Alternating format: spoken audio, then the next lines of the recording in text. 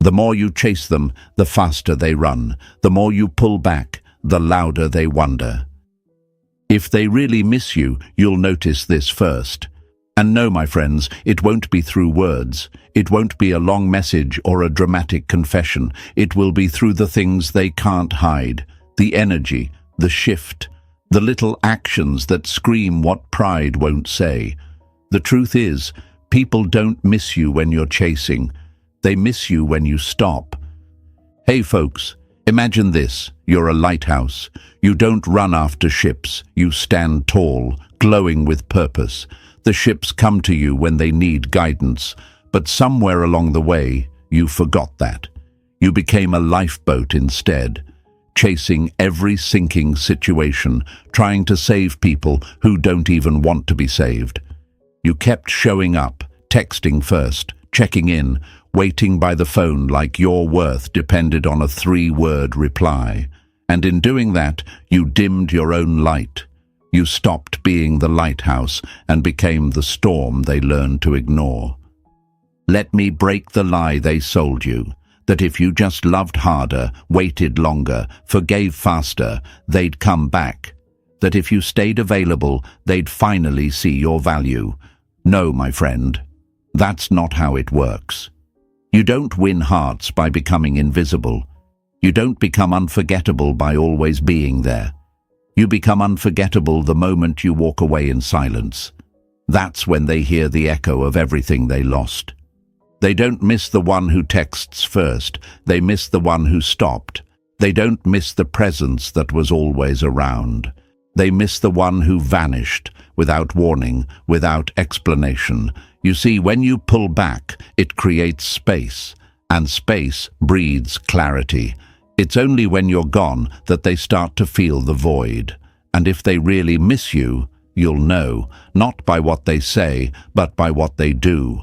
You ever noticed how the air feels heavier when someone who mattered suddenly isn't there anymore? That's what you bring. But they didn't feel it before, because you never gave them a chance to. You kept handing yourself over like a free sample, easy to access, easy to forget. But you're not a sample. You're the whole damn meal. And from now on, you stop offering yourself for free. Marcus Aurelius said, "You have power over your mind, not outside events. Realize this, and you will find strength." That's what Stoicism teaches. You don't chase, you observe. You don't beg, you detach. You don't scream your worth, you embody it. And when they really miss you, you won't need to guess. You'll feel it in how their energy stutters, how their routine changes, how they try to slide back in with casual check-ins like, "Hey, just thinking about you." But you already know, you're not where they left you. This is your turning point, not just some mindset trick, but a lifestyle shift. You're done being the backup plan, the fallback, the maybe later. From this moment on, you live like the lighthouse again, calm, still, powerful, and above all, unavailable to anyone who can't see your light the first time. Say it with me. I choose myself. Write it in the comments right now. Let the world know that your time of waiting is over. Your silence isn't weakness, it's power. And the next time they miss you, you won't be chasing, you'll be living. Stay with me, we're just getting started. Number 1, they break the pattern first. When you stop playing your part in their comfort, they start to panic. You want to know the first sign they really miss you. It's when they start doing what you used to do. That's the shift. That's the crack in the wall they built between you. Suddenly, they're the ones texting first. They're the ones watching your stories, liking your old posts, asking how you've been. It doesn't come with fanfare. It's subtle.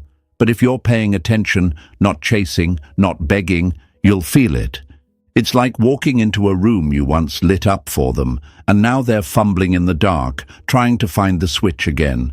You were always the light source, but they only noticed once it went out. Let me give you a picture, my friend. Think of a stage play. You've been performing night after night, acting out love, loyalty, presence. giving your best performance while the other person sat in the front row, arms crossed, unmoved. You begged for applause. You hoped they'd clap, but they didn't. Not because you weren't brilliant, but because they got used to the show.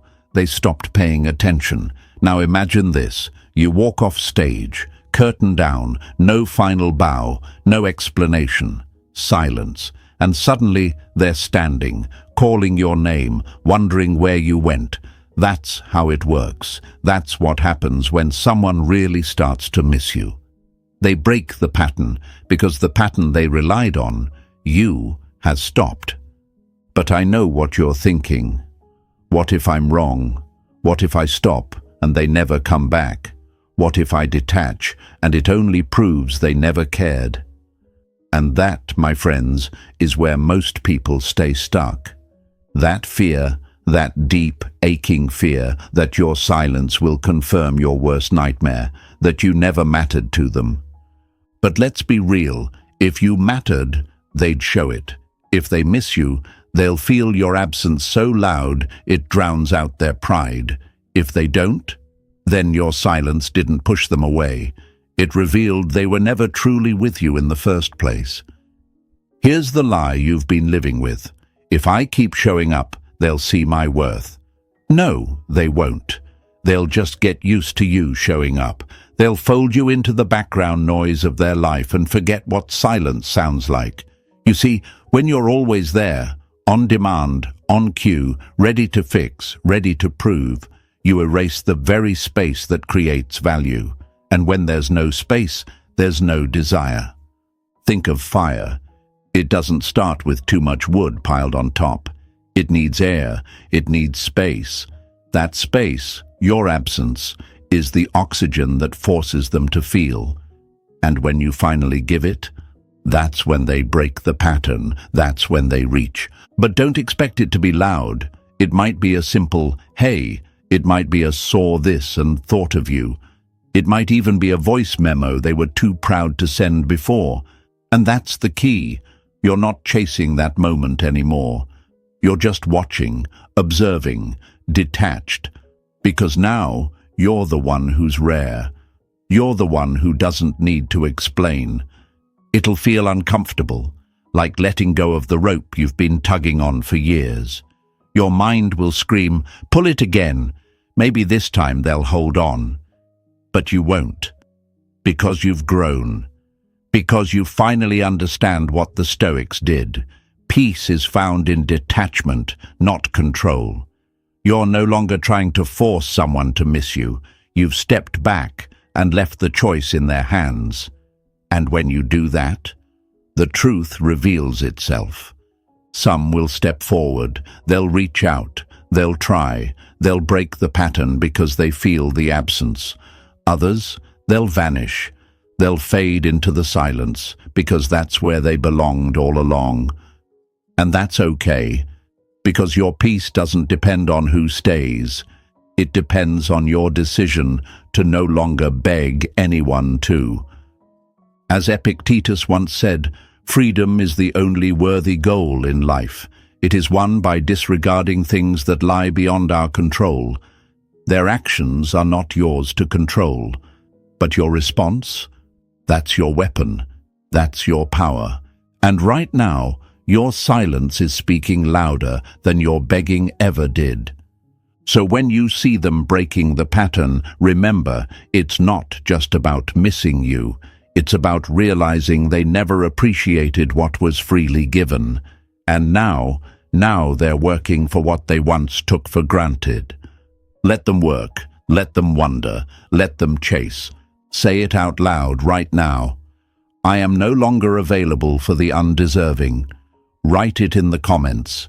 Let it be seen. Let it be your declaration to yourself, to the world, to anyone who ever made you doubt your worth. Because the old you would have replied instantly. The old you would have gotten excited over the smallest breadcrumb, but not anymore. This is just the beginning, because when you stop giving, the world starts noticing. When you go quiet, the echoes start speaking, and trust me, my friend, if they really miss you, you'll notice. Stay with me. What comes next might just be the part where you take back everything they thought they could ignore.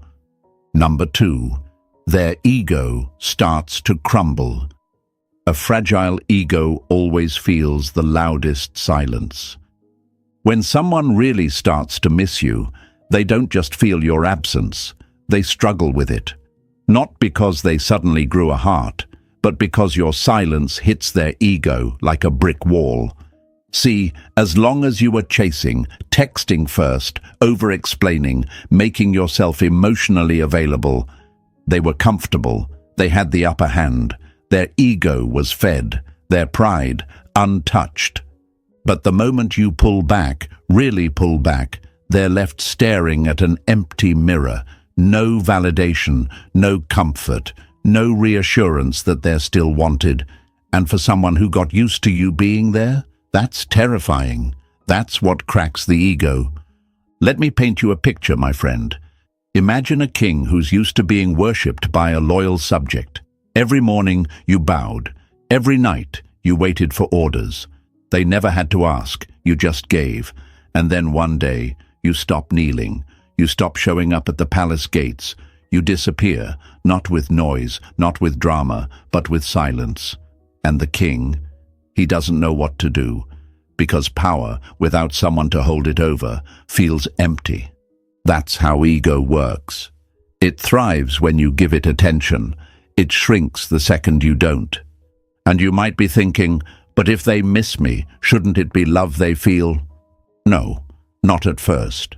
That's the lie we've been sold, that when someone truly cares, it always comes wrapped in kindness, honesty, growth. But real human nature, it's messy. It's driven by patterns, control, and comfort. And when you stop being predictable, you disrupt that comfort. That disruption, it shakes them. It shatters the version of you they thought they had in their back pocket. They start to wonder, why aren't you reaching out? What changed? Are you seeing someone? Did they move on? And those questions, that's their ego unraveling. That's their pride, once inflated by your effort, now deflating by your silence. But listen to me closely. This is the part where you don't go back, because the moment they sense you still care more, their ego rebuilds. And if they're only reaching out to soothe their pride, not to honor your worth, it'll go right back to how it was. You were the comfort zone, the emotional safety net, the place they could fall back on when the world wasn't paying enough attention. But now you're gone.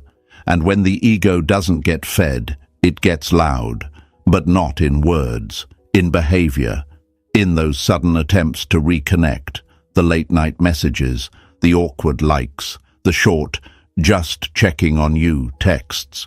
They don't come from love. They come from a fear of losing control over you. That's the part you've got to understand. Missing you doesn't always mean they value you. It might just mean they hate that they don't have access to you anymore. It's like a kid who never cared about the toy in the corner until someone else picked it up. Suddenly, it's the most important thing in the world. That's not love. That's ego. That's the illusion of loss, not the reality of value. And here's where the Stoic mindset becomes your greatest weapon. Marcus Aurelius wrote, "If someone can prove me wrong and show me my mistake in any thought or action, I shall gladly change. It is the truth I seek, and the truth never harmed anyone."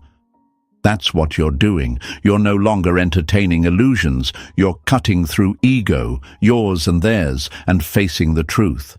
If someone truly misses you from the soul, not the ego, they'll come back with change, not just contact. They'll come with accountability, not curiosity.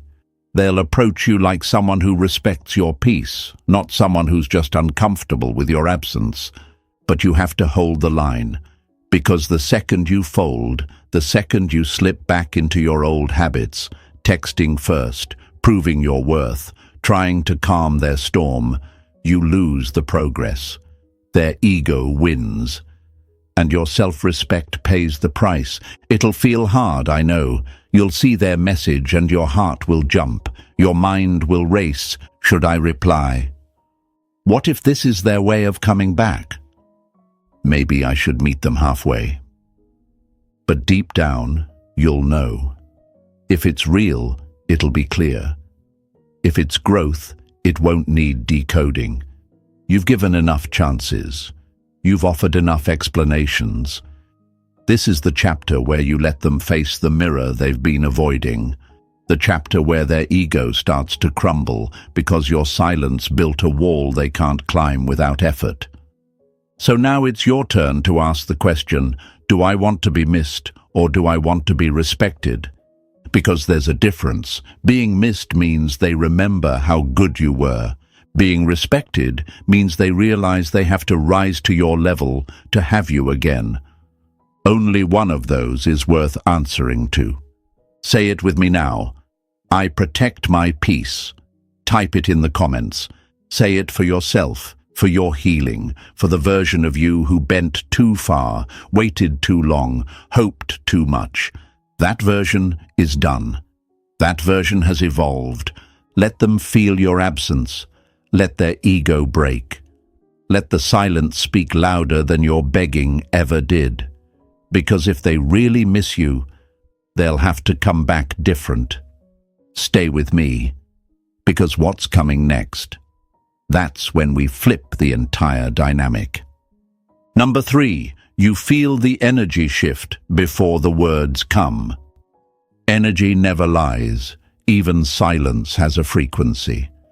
Before they say anything, before they type a single word, before a notification lights up your phone, you'll feel it. That's the real sign someone misses you. Not a message, not a call, not some grand performative gesture. The shift happens in the energy first. See, people think words matter most. But words are easy. They can be manipulated, rehearsed, thrown out like candy to calm the storm. But energy? That's primal. That's the truth before it gets filtered.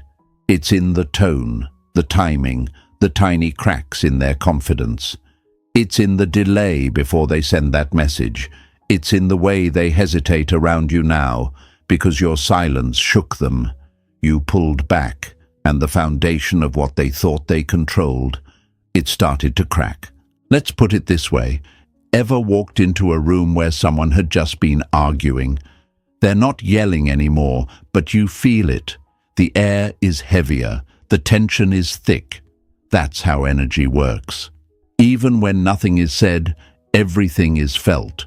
So when someone starts missing you, the vibe changes. Their confidence starts leaking uncertainty. The person who once acted like they didn't care is suddenly off balance. Not because you confronted them, but because you didn't. You didn't explain. You didn't chase. You just stopped responding the way you used to. And that silence, it speaks volumes. That's when their mind starts racing. Did I go too far? Why aren't they reacting?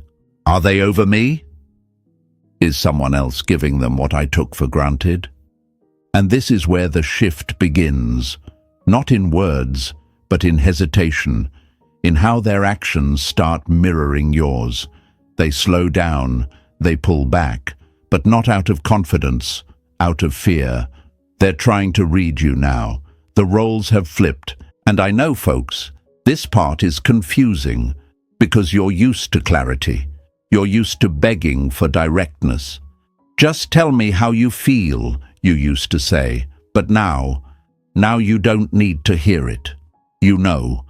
Their whole vibe says it. Their energy is unsettled because you stopped making them comfortable. You've heard the saying, still waters run deep, right? That's you now. You're not reacting. You're not over-explaining. You're calm. And that calm, it's the most powerful statement you'll ever make. It says, I've taken my power back. It says, I'm not playing emotional fetch with you anymore. And they feel it. They might not admit it. Hell, they might try to pretend everything's normal. But something about you feels different now. It's in the way you carry yourself, in the way you don't rush to reply, in how your presence feels less available. And that scares them. Because before, they were the center of your emotional universe, and now you're a galaxy of your own, and they don't know how to orbit it anymore. Marcus Aurelius said, "He who lives in harmony with himself lives in harmony with the universe." That's where you are now, in harmony, in control, in a space where you don't need their words to validate your intuition. You know what their shift in energy means. You feel the change before they even know how to act on it. But here's where it gets real. They'll test you. They'll send small signals, a like, a "how have you been?" a song posted to their story, maybe even something sarcastic or passive-aggressive to bait a reaction. Don't fall for it. Because that energy shift you feel, it's not always a sign of growth. Sometimes it's just discomfort. Sometimes it's just their ego rattled by your silence. Not everyone who misses you deserves another version of you. Don't forget, you're not here to be decoded like a mystery. You're here to be respected like a standard. And yes, holding your ground will feel foreign. You'll want to respond. You'll want to fill the silence, but don't. Not yet. Let the energy speak first. Let them show, not just tell. Because if you give in at the first sign of discomfort, you're not showing strength, you're just easing their guilt. Let them sit in the confusion. Let them feel the tension of your absence. That's how they grow. That's how they realize your energy was a privilege, not a given. This is the part they never expect. They thought you'd always be there, always texting first, always proving, always explaining. But now you're different. You're grounded. You're quiet. Not because you're weak, but because you've found peace that doesn't depend on their presence. That energy, it's magnetic, and they feel it. They just don't know how to handle it yet. Say it out loud, right now. I trust the energy. Type it in the comments. Let the world know you're done chasing words when the energy already told the truth. Let them wonder what changed. Let them feel what you used to give without question. Because this time, you're not reacting, you're not explaining, you're watching, you're listening. And if they really miss you, their energy will start chasing you before their words ever catch up. Stay with me. Because what happens next? That's when they try to get back in, and you'll be ready. Number 4. They start trying to reclaim access. The door they ignored becomes sacred the moment it closes. They never knocked when it was open. Never thanked you when they walked through it like they owned the place. But now that you've shut that door, not out of anger, but peace, they suddenly want back in. That's how it always goes. When you stop showing up uninvited, when your energy no longer wraps around them like a blanket, they panic. Because now they feel cold, now they feel the wind. And that's when it begins. The attempts, small at first, a like here, a "hey stranger" there, a random meme sent to your inbox. Harmless? Maybe. But you know better now. These aren't casual, they're calculated. These are the early knocks on the door they used to walk through like royalty. They're trying to reclaim access. But not because they suddenly found their soul. No, my friend, it's not about you just yet. It's about them. It's about the access they lost, the easy warmth they used to get, the emotional shelter they took for granted, that constant presence that once comforted them, even when they gave you nothing in return. That's gone now. And your absence, it's echoing in their life, loud, unsettling, uncomfortable. Let's be real. People don't miss the things they love. They miss the things they benefited from, the support, the validation, the fact that they could reach out and you'd be there. But now you've reclaimed your energy. You've pulled back your emotional credit line, and suddenly they're broke. Imagine it like this. There's a cafe they always went to.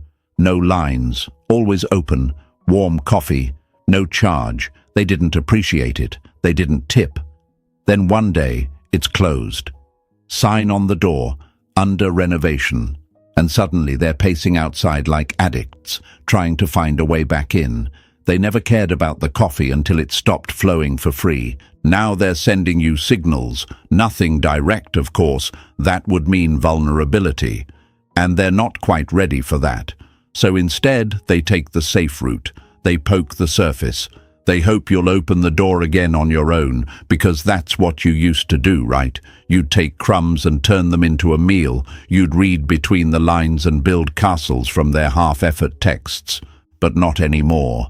Now you see the difference. There's a massive gap between someone missing you and someone missing what they got from you. And you, my friend, you're no longer a convenience. You're no longer access granted on demand. That was the old you. The you that feared distance, the you that thought silence meant failure, the you that thought love meant availability. Now, you've learned, you've grown, you've become rare. Seneca once said, "He who is brave is free." And detachment, true emotional detachment, that's bravery. That's what sets you free from needing these signals to mean anything. You don't decode them anymore. You observe. You don't run toward them. You stay rooted. Because here's what happens when they start trying to reclaim access. They test the water before they commit to the swim. They want to know if you're still available, still waiting, still willing. And if you respond too quickly, too warmly, too eagerly, they'll relax. Their ego gets fed. Their comfort zone resets. And nothing changes. That's why you must hold the line. You don't need to be cold. You don't need to ignore them out of spite. This isn't about revenge. It's about respect. It's about sending a quiet message. I'm no longer easy to reach. Because what's always reachable is rarely respected. And you, my friend, are no longer common ground. Now is the time for awareness. This is the test. For you, not them. Can you hold your peace when they knock with half-effort? Can you stay still when their breadcrumbs hit the floor? Can you resist the urge to make meaning out of meaningless gestures? Because the truth is, if they really want back in, they'll try. Not once, not halfway, but consistently, clearly, and with humility. That's the difference. That's what separates a lonely ego from a changed heart. And I get it. It's tempting to let them back in. You'll think, maybe this is the sign. You'll want to believe it's the start of something new. But listen closely. Access without accountability is just another cycle waiting to repeat itself. So when they start coming back, don't open the door just because they knocked. Make them knock twice. Make them wait. Make sure they remember it was your silence that shifted the dynamic, not their realization. And if they walk away instead of knocking again, good. Let them. If your silence scared them more than their own behavior did, that's your answer. They didn't miss you. They missed access. Say it with me right now. Access must be earned. Type it in the comments. Let them see it. Let you see it. Let this moment mark your standard, your shift, your return to power. Because they're coming, whether today, next week, or 3 months from now, they'll try to re-enter with soft attempts and nostalgic tokens. But you don't fold for familiarity. You hold your value. You guard your peace. And when they finally show up not with games, but with truth, that's when you decide. Not because you're lonely, but because you're strong enough now to choose who gets access and why. Stay with me, because the next move, that's when the pattern breaks for good. Number 5, they mirror your calm. When you stop dancing, the music starts to sound different. They don't tell you they feel the shift. You see it. You feel it. Because now suddenly they start mirroring your calm. The storm they once stirred inside you, they're sitting in it now, silently, confused, trying to figure out why the temperature changed, why their usual moves aren't working anymore, why the game they thought they controlled suddenly feels off. It's wild, isn't it? You used to be the one anxious, waiting, overthinking every word, every second of silence. You used to panic when they pulled back, fill the gaps with effort, love, kindness, just trying to get things back to how they were. But now you're quiet. You don't text first. You don't check in.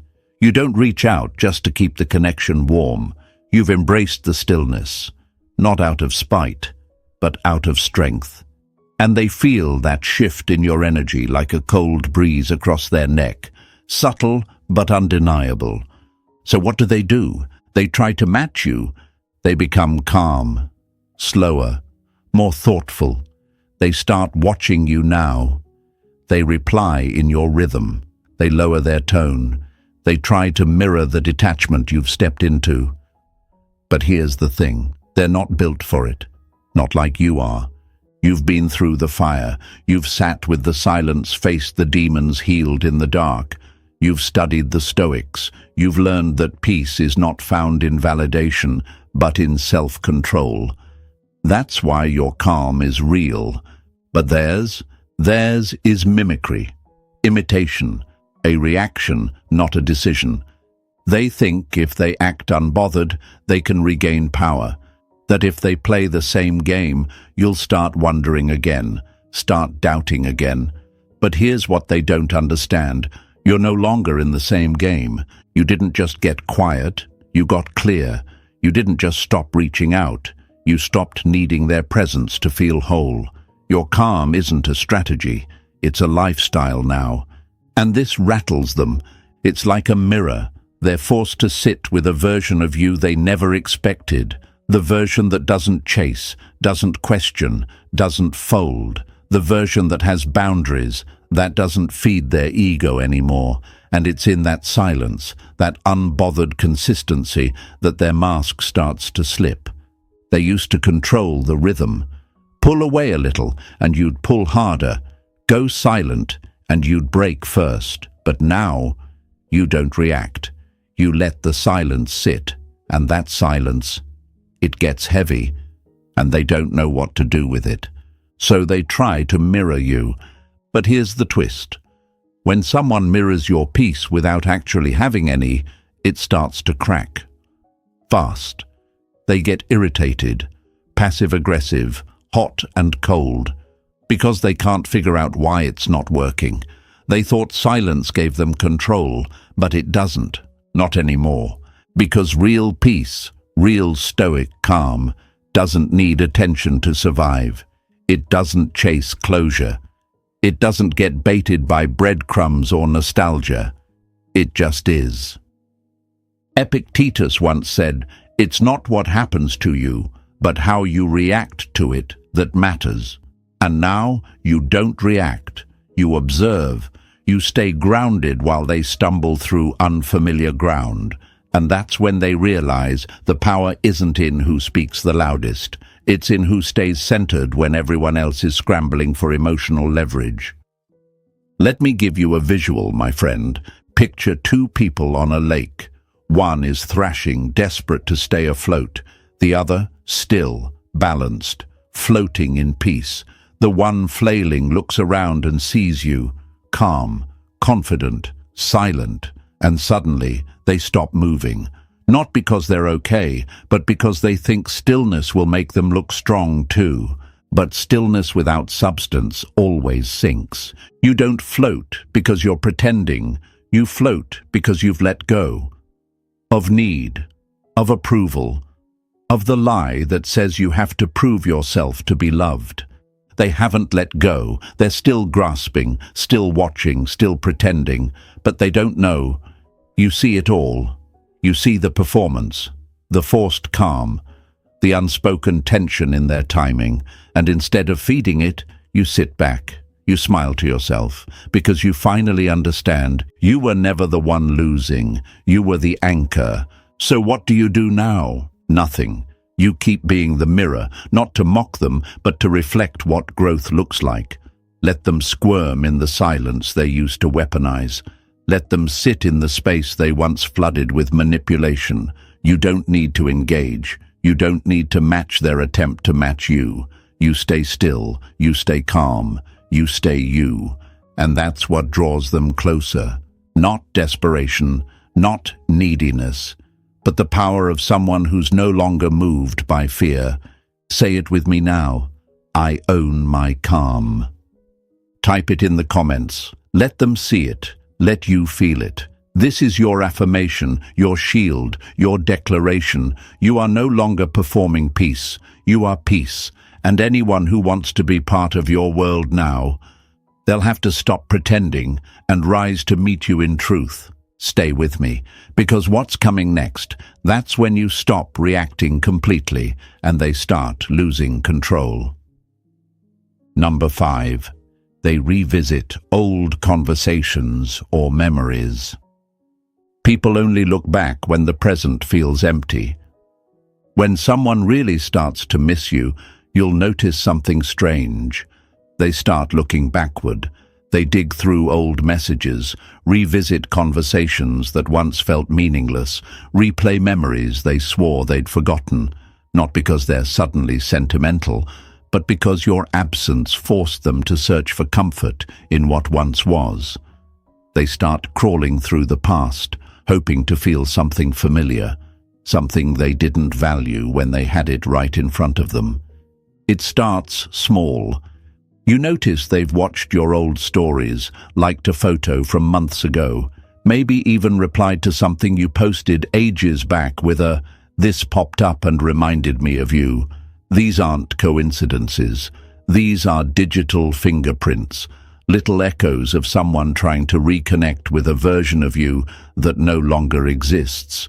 You see, when you pull back, when you truly detach and stop trying to be remembered, they start to panic. They think, what if this really is over? But they can't say it out loud. They can't admit it to themselves, let alone to you.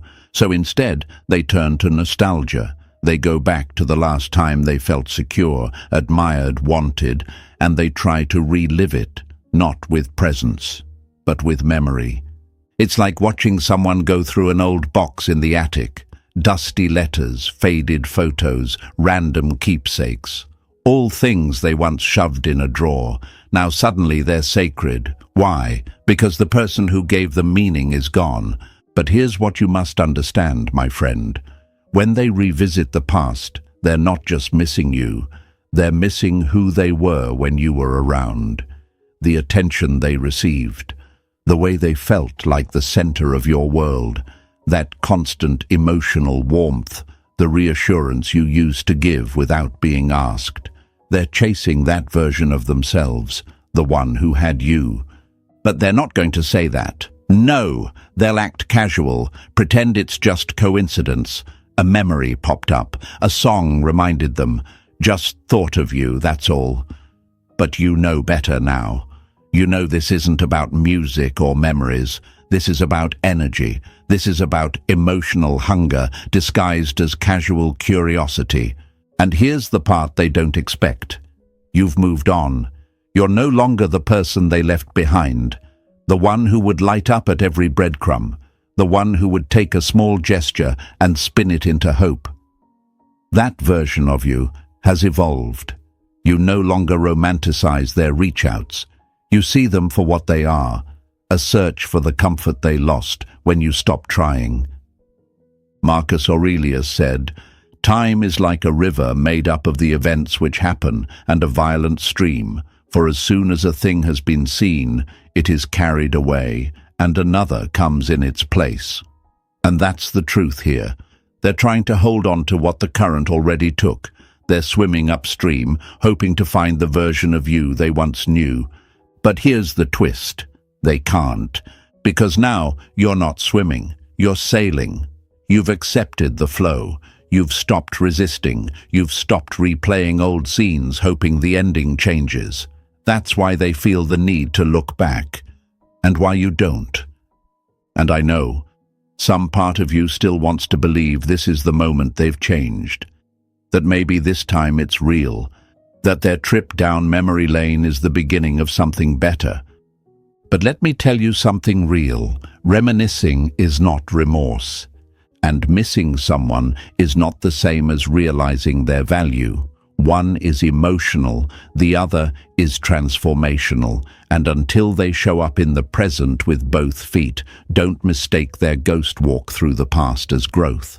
Don't let nostalgia trick you into revisiting a chapter you've already outgrown. They're poking around in the ashes trying to find a spark, but you've already started a new fire within yourself. You've rebuilt your identity. You've stepped into your worth. And you're no longer lighting torches for people who handed you darkness. So if they want to come back, they better come back with something real. Not just likes, not just remember when, but with effort, clarity, accountability. Until then. Let them scroll. Let them reflect. Let them wonder what happened to the version of you that once bent, chased, and begged. That version isn't home anymore. That door is closed. And you're no longer waiting on the other side. Say it out loud. I don't live in the past. Type it in the comments. Say it for the version of you who cried over those memories. Say it for the future that no longer depends on whether or not they remember. Say it to remind yourself that reflection without action is just noise. This is the part where you hold the silence. You don't respond to breadcrumbs. You don't get excited over nostalgia. Because while they're lost in the past, you're building something real in the present. And trust me, my friend, if they truly miss you, they'll stop replaying old moments and start creating new ones. With actions, with consistency, with truth. Stay with me, because what's coming next? That's when they realize you're not just harder to reach. You're not waiting at all.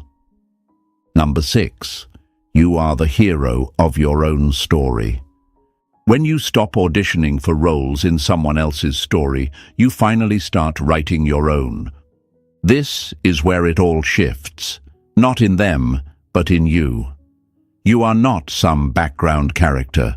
You are not the plot twist in someone else's messy drama. You are not the one waiting for the script to change so you can finally get the ending you deserve. You are the author, the hero, the main character, and if they really miss you, if they finally realize what they lost, it won't matter if you're still living your life by their story. That was the old you, the version that kept showing up, rewriting yourself to fit in their world, making yourself smaller just to be close, begging for a role in a life that barely made space for you, but not anymore. Now, you're the one holding the pen. You've been taught to believe that love means sacrifice, that being chosen is the prize, that if you prove your worth long enough, they'll finally see it. But let's rip that lie apart right now. You don't get respected by shrinking. You don't get remembered by chasing. You don't become unforgettable by being easy to forget. You become powerful the moment you realize you are not here to be chosen. You are here to choose. And I get it. Letting go of that story is hard, especially when you've built your identity around it, around them, around the hope that maybe one day they'd come back and everything would make sense, that all your pain would be worth it, that they'd stand at your door with open arms and all the words they never said. And maybe they do. Maybe one day they show up. But if they find you still waiting, still hoping, still stuck in that same chapter, then nothing's really changed. Not for them, and not for you. You see, people start to respect you when they see that your life doesn't revolve around them, when you stop orbiting their silence, when you stop being the emotional sun they only appreciate when the light's gone. That's when they feel it. That's when they understand. But by then, you're already gone, not in bitterness, not in resentment, but in purpose, in peace, in power. You've become the hero of your own story. And heroes don't chase. Heroes don't beg. Heroes don't sit in someone else's hallway waiting for a door to open. They build their own kingdom. They carve out their own path. They walk away, not because they're cold, but because they finally understand their worth. And here's the beautiful, brutal truth. When you step into that role, people either rise to meet you or they fall away. And either way, you win. Because you're no longer choosing based on who needs you, you're choosing based on who deserves you. You don't measure your value by who comes back. You don't validate your strength by who regrets losing you. Your worth isn't found in being missed. It's found in not waiting to be. This is your story, yours, and no one gets to write the ending but you. So from this moment on, stop checking who's watching your stories. Stop wondering why they liked that old photo. Stop hoping they'll say something real. If they do, great. But you're not waiting around for a plot twist, because you're already walking into your next chapter, one where you are the focus, where you make the rules, where your peace is not up for negotiation, and your love is not handed out like spare change to people who never earned it. This is your time, not theirs. Say it with me. I am the hero. Type it in the comments. Let them read it. Let the world see it. More importantly, let you believe it. Say it until your bones remember what you forgot, that you don't need to be chosen to be enough. You already are. You've always been. And if they miss you, let them. But you're no longer standing still for anyone to catch up. If they want to be part of your story now, they're going to have to run. They're going to have to match your growth, your pace, your vision. You're not slowing down anymore. You're no longer trying to be unforgettable in someone else's life. You've decided to become unshakable in your own. So here's your final step. If this message hits something real in you, smash that like button. Subscribe, because this isn't the end, it's the beginning. Share this with someone who needs to wake up to their own worth. And in the comments, I want you to write it one last time.